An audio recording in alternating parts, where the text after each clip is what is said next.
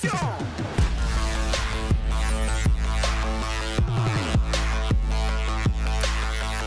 guys, it's Nathan, and I'm going to be bringing you a little bit of a different video here. I figured it would be kind of cool to show you guys a little bit of my in real life stuff. If you follow me on Twitter, you actually know that I just went and updated, or rather, updated a bunch of new components in my PC, and gave me the idea to maybe give you guys a little bit of an overview, a little bit of a rundown of the equipment I use when I game, and you know, let you guys know exactly what I use and give you a tour a little bit. So yeah, this is where I game. It's just it's a little nook right here, but it works pretty well.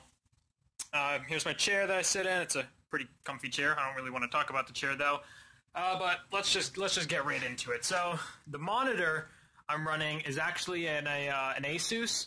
It's the VG248QE. And it's a 144 hertz monitor with 1 millisecond response time, so it's extremely, extremely fast. And the 144 hertz refresh rate actually enables you to get the most out of your graphics card. If you're basically spitting out frame rates that are faster than 60 frames per second, to take advantage of that, you need to get something with a refresh rate over 60 hertz. So my monitor is 144 hertz, which means I can technically see up to 144 frames per second without screen tearing. That may mean nothing to some of you less tech-savvy guys, but it may mean a lot to you guys who actually know what I'm talking about. These headphones are, if I'm not doing a live commentary, because these don't have a mic, these are usually what I use to listen to while I'm gaming. They are Audio-Technica ATH M50s. They cost about 150 bucks. They've been compared to Beats, which obviously are like 400 bucks, like almost 3 times the cost. And they've won out on many different occasions. They have very balanced mids and highs, and they don't have that overpowering bass that a lot of Beats have. I personally have listened to Beats, listened to these things, and these are actually a really, really good pair of headphones. If you're interested, it's the ATH Audio-Technica M50s. For my speakers, you can't really see, but they're back here. Maybe I can flip on the flash. Ooh, there you go. They're Bose speakers, so they're pretty high quality. I was lucky to get some that my dad actually had. He had a few extra things lying in the back of his office. Dug through, found these speakers, and they are Bose Companion 3 Series 2 speakers. And there's a huge subwoofer down here just for the bass.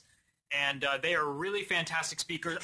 Unfortunately, I don't utilize them a whole lot because I mean, I usually listen to headphones when I game, not necessarily listen to it out of my speakers. But if, you know, there's a rad dance party going on at the house or something, which there usually never is, these speakers would actually do the job pretty well. So that's for the speakers. The keyboard, not much to say. I don't think they are mechanical key switches, but it's a Microsoft Sidewinder X4 keyboard.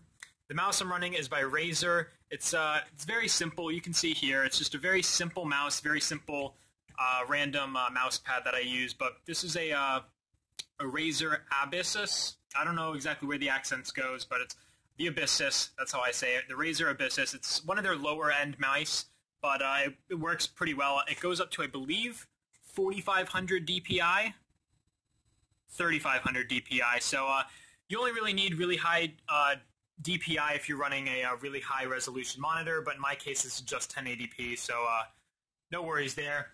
This is what I use to do live commentaries with this this mic here. As you see, this actually does come with a little mic on it, and that's what I do all my live commentaries with.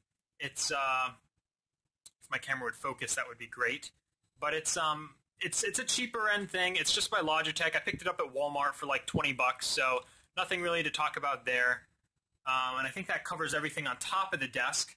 Now we can actually move underneath and we see the computer here. I just built it. I upgraded my CPU, water cooler, motherboard, and I actually got a new computer case as well. So that's what this is. It's pretty cool. I can actually, here, tell you what, I'll take off the side panel here, give you guys a little bit of a better look if you're interested. Just give me a second here. But I am pretty proud of this. Built it just a couple days ago, so you guys get to see a little bit of a tour of the parts I got going on here. So I have a few case fans hooked up. I have, if the camera would focus, that'd be great. I'm actually using my phone to record this. It's the LG G2, so nothing really fancy, but I've got a few fans hooked up. I've got one of the top ones hooked up, the one closest to the CPU. I've got this fan here, and I have the fan in the front as well. This fan sucks air into the case, and the fan here and the fan there actually blow it out, respectively. So just to increase airflow. The RAM I'm using is Corsair Vengeance. RAM, I'm running 2 8-gig DIMMs and 2 4-gig DIMMs for a total of 24 gigabytes of RAM. The graphics card I'm running, which is responsible for creating all the great graphics you see in my gameplays, which you actually haven't seen yet because I haven't uploaded anything really graphically intense yet, but you will see it hopefully in the future. It's an AMD Radeon HD 7970. It has a 3 gigabyte, I believe it's called a video buffer. You don't really need anything more than 2 or 3 gigs unless you're running like really high resolution monitors again, but it does the job pretty well. I have a 750 watt power supply to support this monster of a GPU. I think the GPU runs at it ran at around $320 when I bought it, but I think it's down to around $280 now. The GTX 970 is like what the hype is all about now, or there's a new AMD card that's really great as well. But the motherboard I'm running is a Z97 series. It's the Fatality Killer by AsRock. They make pretty good motherboards. I've gone back and forth between ASUS and AsRock in the past, and for some reason I just prefer AsRock a little bit better. They tend to be a little bit cheaper than ASUS boards, but are also very comparable, and they support overclocking pretty well. The CPU I'm running is an i7 4790K. It has a base frequency of 4.0 gigahertz, and I believe it turbo clocks to 4.4 gigahertz for those really CPU-intensive things. And the CPU cooler that I'm running is actually a Corsair H100i. So that's to keep the CPU chill. It usually chills at around idle about 35 degrees Celsius, and under heavy load when I'm gaming and recording and stuff like that, it usually peaks up to around 65, 70 degrees Celsius, which gets a little bit on the hot side, but it seems to work out pretty well. Over here, down here, you guys can see I'm running 3 hard drives. The bottom 2 drive cages are actually SSDs. They are Samsung Evo 250, I believe, 240, something like that, gigabyte SSDs. I have 2 of those. And then at the top, right here, I have an HDD. It's a 1 terabyte HDD for movies, videos, whatever data you want to store. But all my games and the hard drives I record to when I'm recording for YouTube, I run all that stuff off of my SSDs just because of the faster read-write speeds. And I think that pretty much concludes it for the case. i7 4790K, the motherboard, Fatality, Z97 series killer. The RAM is, like I said, 24 gigs of RAM right there, occupying both channels. The graphics card, 7970, 750 watt power supply, and I think that's basically it, but it's pretty cool.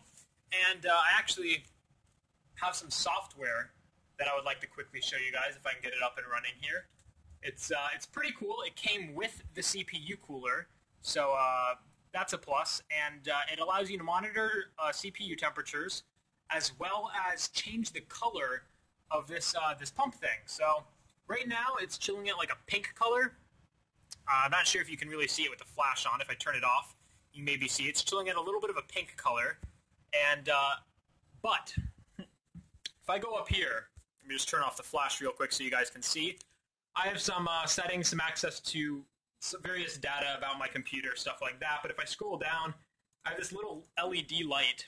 Let me just move my headphones here really quick so you guys can see everything. But I have this little LED light, and right now it's set to red, I guess. So if we look down here, maybe flip on the light, it's actually red right now. It's a little bit hard to see because of the flash, but if I were to go up here and let's say grab the red switch, turn it down, and turn it up to blue,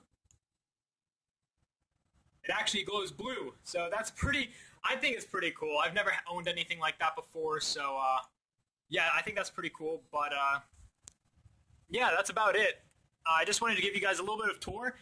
You guys can see some of the stuff I'm running. I have my monitor hooked up with a little DVI cable in the back, and I am running Ethernet to my wireless router, which is just chilling up here, and it works pretty well. I get really high internet speeds. I recently upgraded my internet from 10 megabytes download and 1 megabyte upload to 160 megabytes download and around 11 megabytes upload. So that makes that doesn't necessarily make the gaming any better, but it does help me greatly with YouTube because I no longer have to wait like 6-7 hours for videos to upload, or sometimes even for like certain montages I'd have to wait like 24 hours for something to upload in really high quality, and that was just not cutting it. So we upgraded that, and it takes a little bit of the weight off my shoulders when it comes to YouTube, but